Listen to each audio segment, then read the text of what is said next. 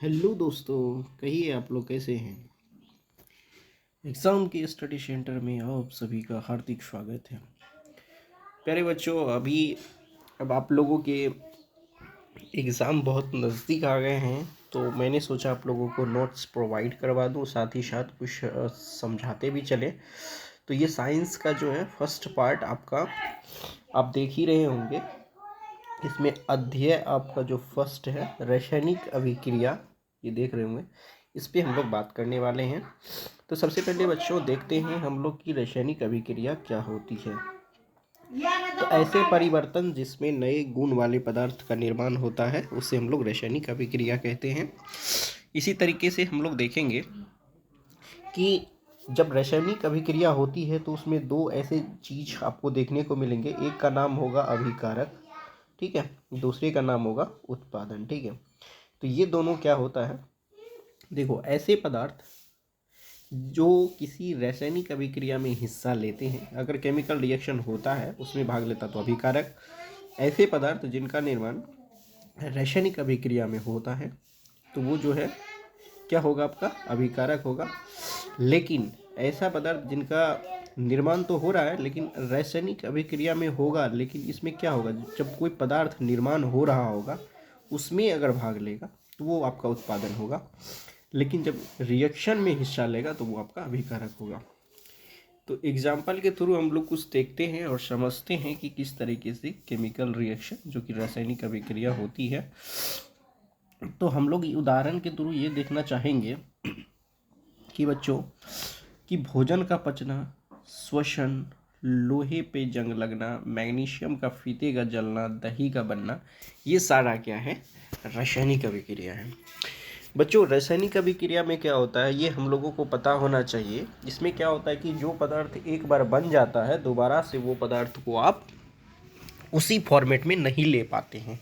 जैसे मान लो कि इसमें बताया गया है कि भोजन का पच जाना, तो आप क्या भोजन जो पच जाएगा तो क्या वो पचा हुआ भोजन दोबारा से वही भोजन मिल सकता है, बन सकता है, नहीं बन सकता ना।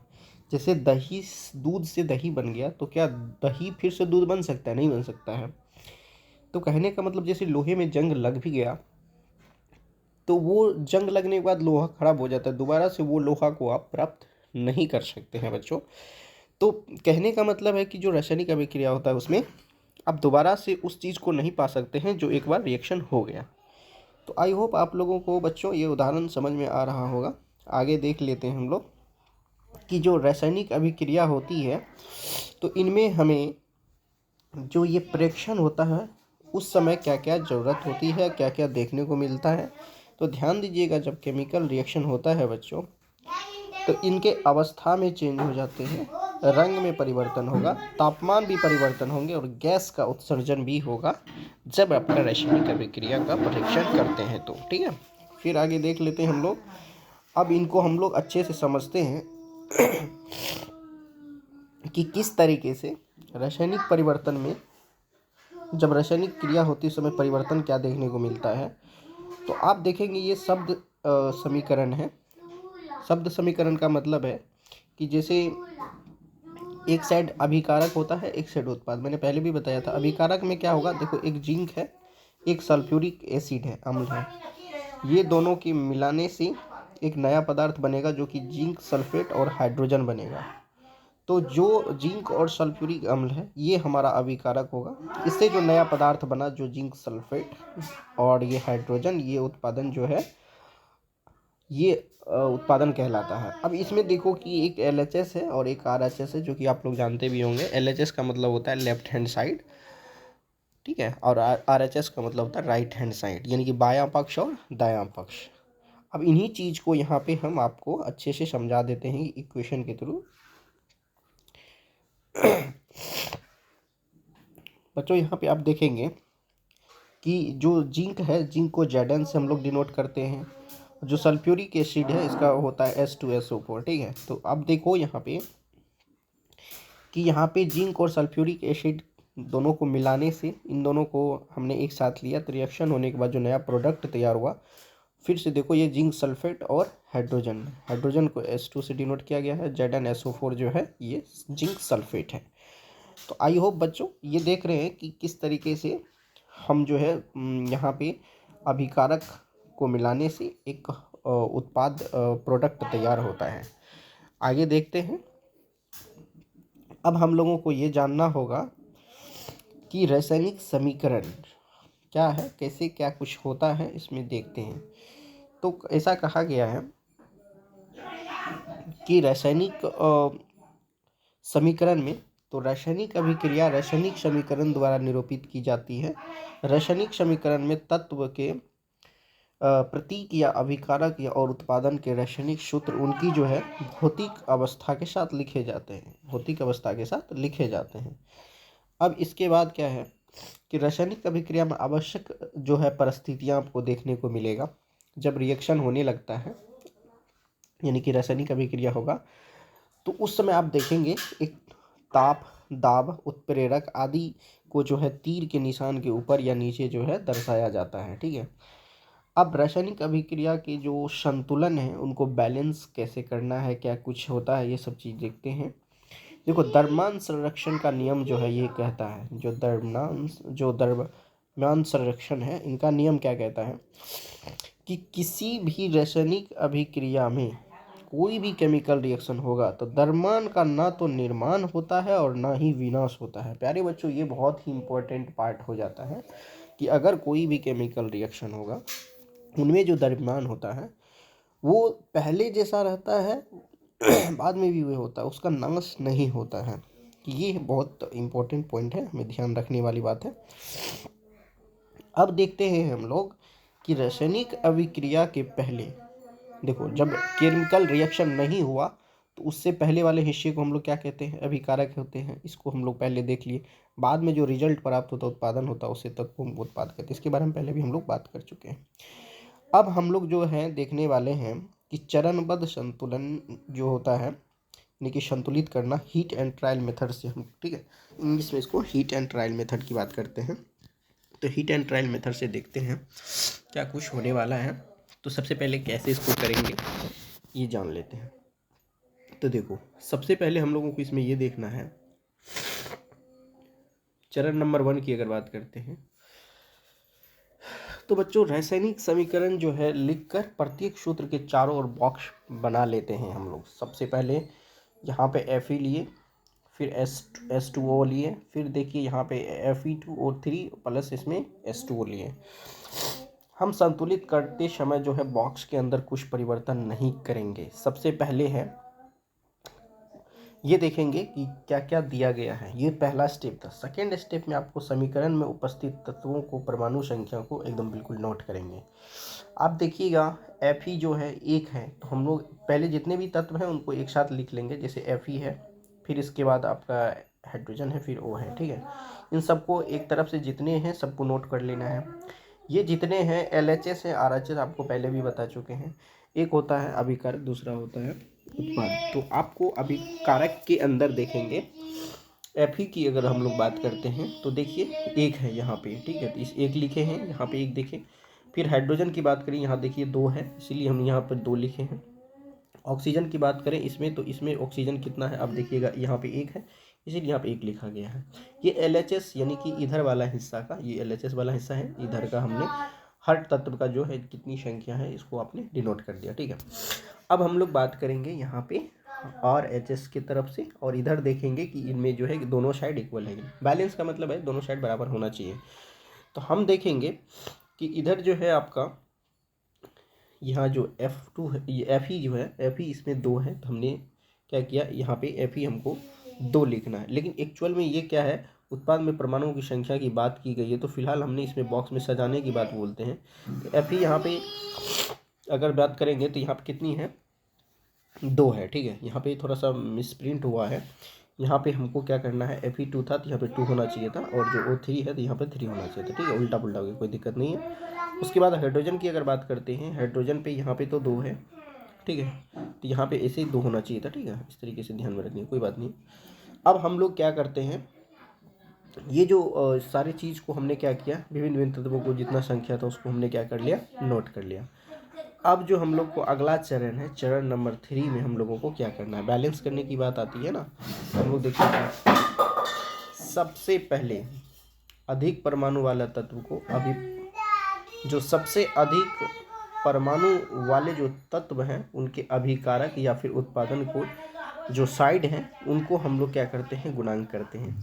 गुणांक कैसे करेंगे, तो अब देखिए हमको ये देखना है कि इसको बैलेंस करने के लिए क्या क्या करना पड़ेगा।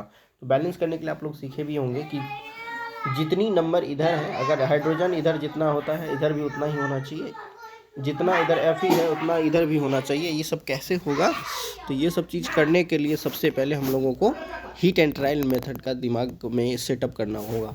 और इस तरीके से जब आप इसको सेटअप करेंगे तो आप देखेंगे कि इधर F3 है, इधर भी F3 है, दोनों इक्वल हो चुके हैं। यहाँ हाइड्रोजन 4 दूना 8 गो है, यहाँ पे भी 4 दूना 8 गो है, यानी कि हाइड्रोजन भी बराबर हो गया। ऑक्सीजन देखो, ऑक्सीजन यहाँ पे 4 गो है और ऑक्सीजन यहाँ पर 4 है। अब देखो सारे जितने भी तत्व हैं चारों के चारों यहाँ पे आपको देखने को मिल रहा है कि बिल्कुल इक्वल हो चुके थे। इस तरीके से हम देख रहे हैं कि पूरा का पूरा हमारा जो है जो केमिकल रिएक्शन था वो बैलेंस हो चुका है। तो प्यारे बच्चों, इसी तरीके से हीट एंड ट्रायल मेथड का इस्तेमाल करके हम लोगों को बराबर करते जाना है। और इसमें हम लोग जो है कभी कभी इसमें आप देखेंगे ये चीज़ भी लिखा रहता है, इसमें क्या लिखा रहता है, इसमें ये चीज़ दोस्तों, इसमें ये चीज़ भी हम लोगों को पता होना चाहिए कि इसमें क्या होता है कि कभी कभी मान लेते हैं कि इसमें S लिखा रहता है, L लिखा रहता है, G लिखा रहता है और इसमें एक Q भी लिखा रहता है। ये सब चीज़ हम लोगों को पता होना चाहिए। इसमें क्या होता है बताते हैं, आप देख ही रहे होंगे S जो है ये ठोस होता है, L जो है द्रव को उसमें जो है डिनोट किया गया है। गैसीय अवस्था में कोई भी अगर पदार्थ वगैरह कोई तत्व रहता है तो उसको G से डिनोट करते हैं। जलीय विलयन की अगर बात करेंगे उसको AQ से डिनोट करते हैं। इसी तरीके से इसमें जो आप इक्वेशन भी देखे होंगे तो इसमें देखिए जो इक्वेशन है पूरा का पूरा, इसमें देखिए S लिखा हुआ है, फिर यहाँ पे G लिखा हुआ है, S लिखा हुआ है, G। तो ये कंफ्यूज नहीं होना है ये कि क्या चीज़ है सर। तो प्यारे बच्चों, इसमें अभिकारक एवं उत्पादन की जो भौतिक अवस्था है उनको लिख देते हैं, ठीक है। तो ये सब चीज़ को थोड़ा सा आपको ध्यान में रखना है। अब हम लोग एक एक करके जो है इसके अंदर हम लोग देखने वाले हैं रासायनिक अभिक्रिया के प्रकार। प्यारे बच्चों, अब इनके टाइप्स को देखेंगे, कितने टाइप्स होते हैं तो उनको बड़े अच्छे से हम लोग समझेंगे, ठीक है। तो देखते हैं एक एक करके बच्चों। इसमें सबसे पहले हम लोग देखते हैं संयोजन अभिक्रिया के बारे में। संयोजन अभिक्रिया क्या होता है, इस अभिक्रिया में दो या दो से अधिक अभिकारक मिलके एकल उत्पादन बनाते हैं। कहने का मतलब दो इसमें जो है, ठीक है, अभिकारक मिलेंगे और एक नया प्रोडक्ट तैयार होगा। यानी कि दो ऐसे या फिर दो से अधिक भी हो सकते हैं, अभिकारक मिलने से एक नया जो है एक प्रोडक्ट तैयार होगा, उसको बोलते हैं संयोजक अभिक्रिया। अब एग्जाम्पल के लिए देखो, जैसे कोयले का जो कोयला होता है ना, उनका दहन की बात करते हैं। जैसे देखो कार्बन है, ऑक्सीजन है, इन दोनों को मिलाने से एक नया प्रोडक्ट कार्बन ऑक्साइड जो है ये हमको प्राप्त हुआ। इसी तरह से जल का निर्माण होता है, तो हाइड्रोजन और ऑक्सीजन ये दोनों के मिलने से हमें क्या प्राप्त होता है, जल प्राप्त होता है। इसके बाद देखिए बिना बुझा चूना, जी हाँ, बिना बिझा चूना जो अगर इसकी बात करते हैं तो CaO होता है जो कि कार्बन ये ऑक्साइड होता है, साथ ही साथ जो जल होता है, इन दोनों को मिलाते हैं तो बुझा हुआ चूना प्राप्त होता है। तो ये जो है हम लोगों को ध्यान रखना है। अब हम लोगों को देखना है कि ये जो ऊष्माक्षेपी अभिक्रिया है ये क्या होता है। तो बच्चों, ऊष्माक्षेपी अभिक्रिया की अगर बात करते हैं तो उसको भी हम लोग समझ लेते हैं क्या होता है, ठीक है बच्चों। इसमें हम लोगों को ये देखना है कि ऊष्माक्षेपी अभिक्रिया, जिन अभिक्रिया में उत्पादन के निर्माण के साथ साथ ऊष्मा का भी उत्सर्जन होता है उसको बोलते हैं ऊष्माक्षेपी अभिक्रिया। बच्चों, प्राकृतिक गैस का दहन आप जानते होंगे, CH4 जो और उसके साथ ऑक्सीजन का रिएक्शन करवाया जाता है तो कार्बन डाइऑक्साइड के साथ साथ जल जो है उसके साथ साथ ऊष्मा भी प्राप्त होता है। दूसरी बात, श्वसन एवं जो ऊष्माक्षेपी अभिक्रिया होती है, श्वसन की अगर बात करते हैं, C6H12O6 के साथ साथ जो ऑक्सीजन का हम लोग रिएक्शन करवाते हैं, अभिक्रिया करवाते हैं, तो इनके साथ साथ देखो हमको कार्बन डाइऑक्साइड के साथ साथ जल भी प्राप्त होता है और ऊष्मा का भी उत्सर्जन होता है। अब हम लोग बात करने वाले हैं वियोजन अभिक्रिया के बारे में। बच्चों, वियोजन अभिक्रिया क्या होता है, इस अभिक्रिया में हम लोग देखेंगे एकल अभिकारक जो है टूटकर दो या दो से अधिक पदार्थ का निर्माण करेगा। अभी हम इससे पहले जो देखे तो उसमें क्या था, दो मिल के एक नया प्राप्त हो रहा था। इसमें एक टूटेगा और दो नए का निर्माण करेगा। तो इसमें बच्चों देखो, ये एक कोई प्रोडक्ट है, इसको मैंने तोड़ा, दो हिस्से में तोड़ा, ठीक है, एक B और C। जैसे मान लो एक बाप बेटा था, बेटा यानी कि एक बाप था, बाप के दो बेटे थे, तो दोनों में अलग अलग हिस्से में बढ़ जाएंगे प्रॉपर्टी, ठीक है। आगे देखो, अब इसके अंदर हम लोग को देखना बहुत ज़रूरी हो जाता है कि ये जो ऊष्मीय वियोजन है ये क्या है। देखो इसके द्वारा क्या होता है, ऊष्मा द्वारा ये किया गया एक वियोजन होता है। ऊष्मा जो है उनके द्वारा किया गया वियोजन एक होता है, इसी को जो है ऊष्मीय वियोजन के नाम से भी जानते हैं। अब क्या होता है एक एक करके हम लोग आगे बढ़ते हैं और देखते हैं। अब बच्चों इसमें ये देखेंगे, उदाहरण को समझेंगे। इसमें है फेरस सल्फेट FeSO4 जो कि फेरस सल्फेट होता है। इसमें ऊष्मा के साथ इसको जो है रिएक्शन करवाया जाता है तो ये फेरिक ऑक्साइड बनता है। तो फेरिक ऑक्साइड बनता है, ये चीज़ तो आप देख लिए। अब इसमें एक चीज़ देखिएगा, जो फेरस सल्फेट है इसका कलर था हरा रंग। हमने आपने बताया था जब रिएक्शन होता है इसमें कलर भी इसका चेंज होता है। अब देखिए जब इसका रिएक्शन हुआ ऊष्मा के साथ साथ, तो अब इसमें जो एक नया प्रोडक्ट तैयार हुआ जिसका नाम है फेरिक ऑक्साइड, आपने देखा। लेकिन जो हरा कलर था वो इसमें देखिए भूरा लाल रंग का जो है इसमें कलर देखने को मिल रहा है। तो इन चीज़ों से हमें ये स्पष्ट हो जाता है कि इसमें जो है कुछ कलर वगैरह भी चेंजेस देखने को मिलता है। अब यहाँ पे देखिए CaCO3 जो कि चूना पत्थर है, इससे जो है टूटने के बाद दो हमको हिस्सा प्राप्त होता है बिना बोझा चूना, जिसमें देखिए COO और उसके साथ CO2, ठीक है। तो ये चीज़ आप अच्छे तरीके से देख सकते हैं। अब हम लोग देखने वाले हैं जो विद्युत वियोजन है वो।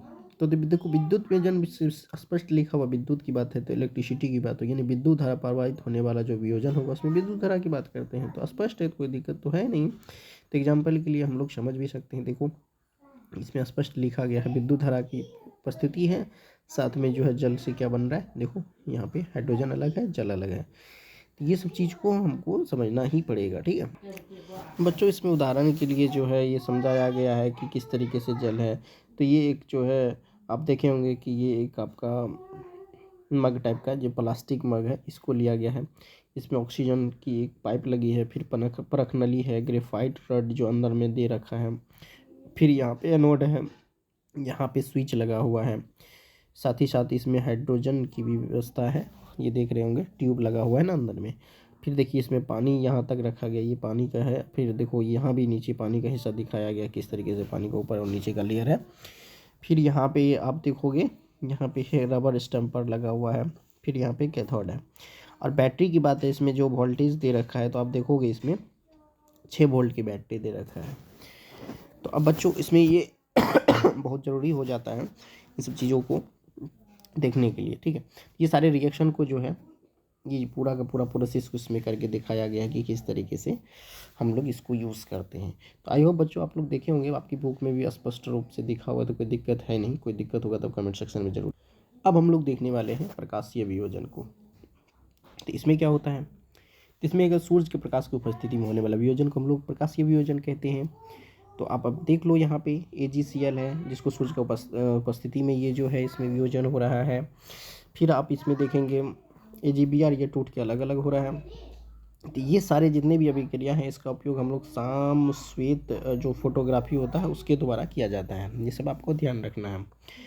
और इसके बाद हम लोग को ये भी देखना होगा, इसमें और भी हम लोग क्या देख सकते हैं, ये देखेंगे कि जो उष्मा सूक्षी अभिक्रिया होता है वो क्या होता है। इसमें ये देखो जिन अभिक्रिया में अभिकारकों को तोड़ने के लिए, यानी जो अभिकारक होता है LHS वाला हिस्सा, इसको तोड़ने के लिए हमें ऊष्मा, प्रकाश या फिर कह लो विद्युत ऊर्जा, इलेक्ट्रिसिटी वाला जो एनर्जी है, इनकी अगर रिक्वायरमेंट होती है तो उसको हम लोग जो है ऊष्माक्षेपी अभिक्रिया कहते हैं। ये आप लोग पढ़े भी होंगे और नहीं पढ़े हैं तो बिल्कुल इसको नोट कर लीजिएगा ताकि आपको बहुत फ़ायदा मिल सके।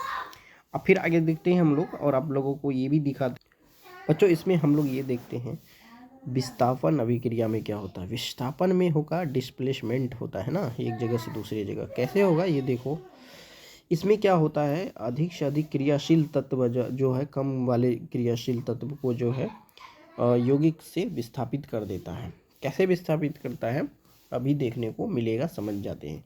देखो ये है लोहा यानी कि Fe है, ये है CuSO4, ठीक है, कॉपर सल्फेट की अगर बात करते हैं।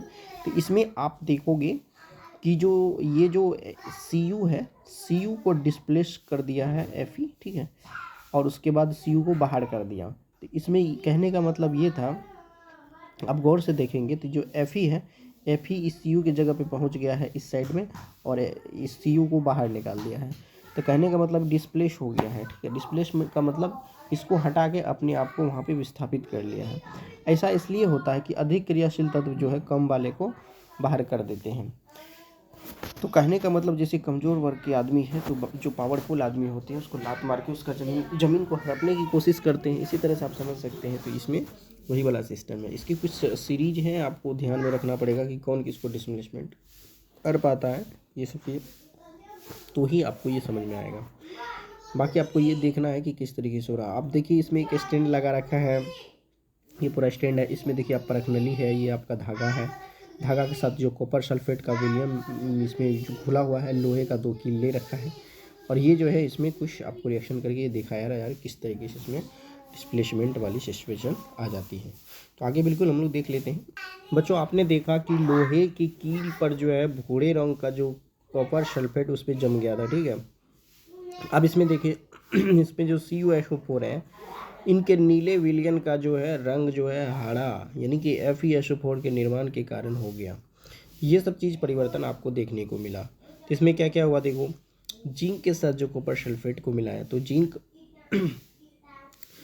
जो है कॉपर को जो है डिस्प्लेस कर दिया, यानी कि उसको क्या कर दिया, वहाँ से हटा दिया। यानी कि इसमें जिंक जो है इससे ज़्यादा अधिक क्रियाशील तत्व है, इसीलिए जो है कॉपर को हटा दिया और ये अपना जगह जो है वहाँ पे जो विराजमान कर लिया। तो कहने का मतलब है कि जो जिंक कॉपर से जो है ज़्यादा अधिक क्रियाशील तत्व है, इसलिए ऐसा हो रहा है। अब इसमें देखो कि एक दूसरे को हटा के आ रहा था। अब जो हम लोग केमिकल रिएक्शन पढ़ने वाले हैं, जो अभिक्रिया पढ़ेंगे, इसमें जो है डबल डिस्प्लेसमेंट की बात होती है। तो डबल डिस्प्लेसमेंट में होगा क्या, इस अभिक्रिया के अंदर जो है उत्पादन का निर्माण तो होता है, लेकिन डबल डिस्प्लेस का मतलब दो तत्व जो है एक साथ इसमें जो है एक दूसरे का जगह चेंज करते हैं। आप इसको समझते हैं कि सभी क्रिया में उत्पादन का निर्माण दो या दो जो है यौगिक के बीच आयनों का जो है आदान प्रदान करता है। सबसे पहले सोडियम सल्फेट की बात करते हैं।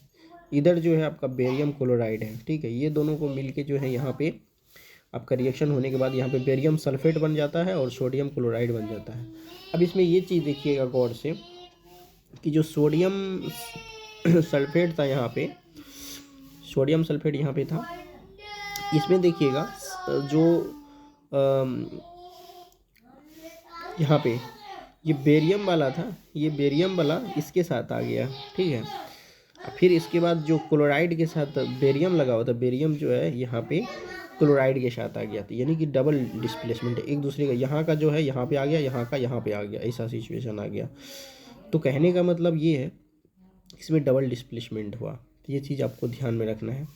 इसमें ये भी बताया गया है कि किस तरीके से इसमें एक तत्व दूसरे तत्व की जगह को। तो प्यारे बच्चों, इसलिए जो है इसमें बेरियम सल्फेट की बात करते हैं, BSO4 के सफ़ेद जो अवलेन जो अपक्षेपण होता है, इसीलिए इसको जो है अब देखिएगा इस अभिक्रिया को अपक्षेपण अभिक्रिया के नाम से भी जाना जाता है। अब हम लोग इसमें बात करने वाले हैं उपचयन एवं अपचयन के बारे में। उपचयन क्या होता है, अपचयन क्या होता है, देख लेते एक बार। तो अपचयन की बात करें, जब किसी पदार्थ में ऑक्सीजन की वृद्धि होने लगती है, ऑक्सीजन बढ़ने लगता है तो उसको उपचयन कहते हैं। जब किसी पदार्थ में हाइड्रोजन का ह्रास होता है, हाइड्रोजन घटने लगता है, कम होने लगता है, ठीक है। तो यानी का मतलब ये था कि जिसमें ऑक्सीजन की वृद्धि होगी, है ना, ऑक्सीजन बढ़ने लगेगा, लेकिन हाइड्रोजन की क्या होगी, कमी होगी, तो उसको आप क्या बोलोगे, उपचयन बोलेंगे। आप देखो इसमें रिएक्शन की बात करते हैं। जैसे यहाँ पे कार्बन ऑक्सीजन के साथ रिएक्शन करवाया तो कार्बन डाइऑक्साइड बन गया। फिर यहाँ पे कॉपर के साथ ऑक्सीजन का तो उसी कॉपर ऑक्साइड बन गया। तो इसमें देख रहे होंगे कि जो ऑक्सीजन है वो तो इनकी वृद्धि होगी, लेकिन इसमें जो हमारा हाइड्रोजन है इसकी कमी होगी। तो ठीक है, तो बस इसका विपरीत होगा अपचयन में, ठीक है बच्चों। इसमें अब देखते हैं हम लोग कि अपचयन क्या होता है। बिल्कुल पदार्थ में ऑक्सीजन की ह्रास होगी, लेकिन हाइड्रोजन की यहाँ पे वृद्धि होगी। वही बात है, देख लीजिए इसमें जो है आप यहाँ से यहाँ देखोगे, यहाँ पे आपका अपचयन हो रहा है, इधर से उपचयन हो रहा है। उपचयन का मतलब क्या होगा कि इसमें हाइड्रोजन की कमी, अपचयन में क्या होता है, हाइड्रोजन बढ़ेगा लेकिन ऑक्सीजन की कमी होगी। तो यही बात है, इस अभिक्रिया में हमको यही चीज़ देखने को मिलेगा। तो हम लोगों को ये भी ध्यान रखना है कॉपर ऑक्साइड कॉपर में अपचयित हो जाता है और हाइड्रोजन जो है अपचयित हो जल बना देता है। तो इस क्रिया के अंदर जो है एक उपचयन और अपचयन दोनों हो रहे हैं, इसीलिए इसको जो है रेडॉक्स अभिक्रिया के नाम से भी जानते हैं। तो बच्चों ये आपको ध्यान रखना है। अब देखते हैं हम लोग दैनिक जीवन में उपचयन अभिक्रिया का प्रभाव। बच्चों इसमें सबसे पहले संरक्षण की बात करते हैं। संसारण, जब कोई धातु आर्द्रता अम्ल आदि के संपर्क में आती है जिसे धातु की ऊपरी परत कमजोर हो तो उसको संक्षारित कहते हैं। लोहे की वस्तुओं पे जंग लगना, चांदी के ऊपर काली परत के धब्बे, तांबे के ऊपर प्रतिचरण में संक्षारण के उदाहरण जो है एग्जाम्पल है। इसे यशोदलेपन का मतलब होता है जब किसी पे हम लोग लेपित करके, जैसे लोहे के ऊपर जो है कोई पत्ती देकर जो उसको सेटअप करते हैं, या फिर कह लो विद्युत लेपन, या पेंट करके जो है किसी संरक्षण धातुओं को हम लोग बजा देखते होंगे लोहा सब में पेंट कर देते हैं तो उसकी जो है लास्टिंग बढ़ जाती है। तो ये सब आप लोगों को ध्यान रखना। अब विकृति गंधिता क्या होता है, तो ये देखो इसके अंदर जो है वायु, ये वसायुक्त और तेलीय जितने भी खाद्य पदार्थ होते हैं वायु के संपर्क में आने पर जो है अपचयित हो जाते हैं, जिससे कि स्वाद और उसका जो रंग है वो चेंज हो जाता है, परिवर्तित हो जाता है। तो उसे ही हम लोग क्या जो है विकृति गंधिता कहते हैं। अब हम लोग देखेंगे विकृति जो गंधिता है उनको रोकने के लिए हम लोगों का उपाय क्या है, ये सब हम लोगों को बिल्कुल पता होना चाहिए। तो बच्चों देखते हैं कैसे इसको हम लोग रोक सकते हैं। तो इनको रोकने के लिए हम लोगों को प्रति ऑक्सीकारक के उपयोग करके हम लोग इसको रोक सकते हैं। वायुरोधी बर्तन में जो खाद्य सामग्री है उसको रख के कर सकते हैं। फिर वायु के स्थान पर नाइट्रोजन गैस द्वारा उसको भी कर सकते हैं। शीतलन के द्वारा भी हम लोग जो है विकृति गंधिता को रोकने के लिए, लेकिन कोई वस्तु खराब होने लगता है उसको फ्रीज के अंदर रख देते हैं, क्योंकि ज़्यादा ठंडा रहेगा तो उसमें जो है कोई भी कीटाणु वगैरह नहीं पनपेंगे, तो वो भी इस तरीके से भी हम उसको बचा सकते हैं। ठीक है, तो बच्चों ये आपके जो पार्ट थे ये कंप्लीट हो चुके हैं। फर्स्ट पार्ट आपका कंप्लीट हो चुका है। नेक्स्ट पार्ट में फिर से आपके सामने जो है एक नई नोट्स के साथ, नई जो है कंप्लीट नोट्स के साथ आपके सामने प्रस्तुत होऊंगा। इस वीडियो को ज़्यादा से ज़्यादा शेयर करना है, चैनल को सब्सक्राइब भी करना है और लाइक करके इसको शेयर भी कर दीजिएगा। फिर मिलते हैं अगले वीडियो के साथ। नमस्कार, जय हिंद, जय भारत।